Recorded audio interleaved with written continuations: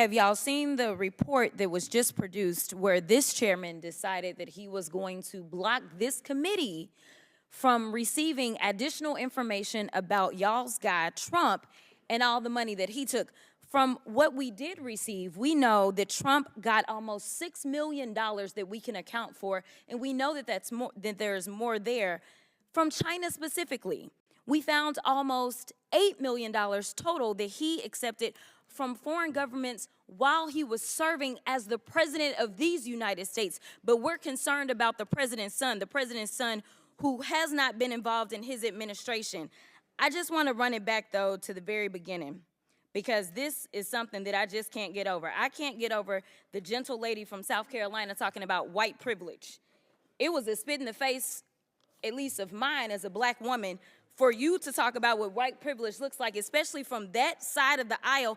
And let me quote your now ousted speaker and what he had to say about the Republican Party and y'all's lack of diversity. When you look at the Democrats, they actually look like America.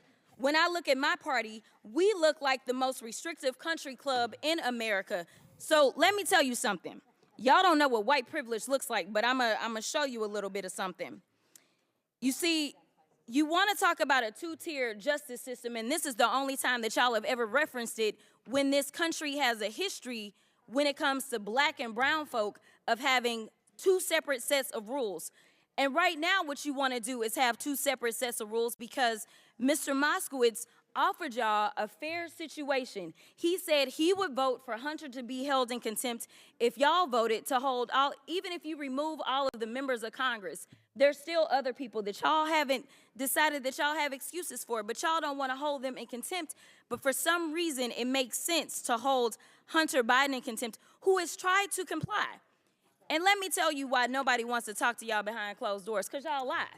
That's just the bottom line. You have done it thus far in this investigation. You have done it this far as it relates to this committee. In every single hearing, y'all spin, spin, spin. I don't know how y'all are still standing right now, because you should be quite dizzy from all the spinning that you're constantly doing when it comes to spinning the truth. You talk about free and fair elections, but you back a guy who we know tried to steal the election. And this isn't about what Democrats have to say. Let me remind you, for those of you that don't know how the justice system works, it's not a matter of the president went in and indicted Trump, but we are talking about grand juries. Grand juries are comprised of American citizens, and the people that have entered pleas of guilty that will be flipping on your leader in a minute, they are Republicans. I do want to point that out. And half of them were Republicans that were handpicked by Donald Trump himself.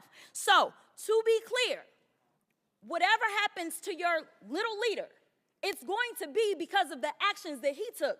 So you can talk all you want to about how January 6th was nonsense, but all of y'all were running at that time. Y'all were grabbing y'all's gas masks and y'all were running to your offices because you didn't know if they were coming to kill you. You should have cared that somebody was there to protect you, but instead you want to play games because you found out that it was your leader that decided that he wanted to propagate an insurrection on our country. So don't tell me that you care about the Constitution, because you don't.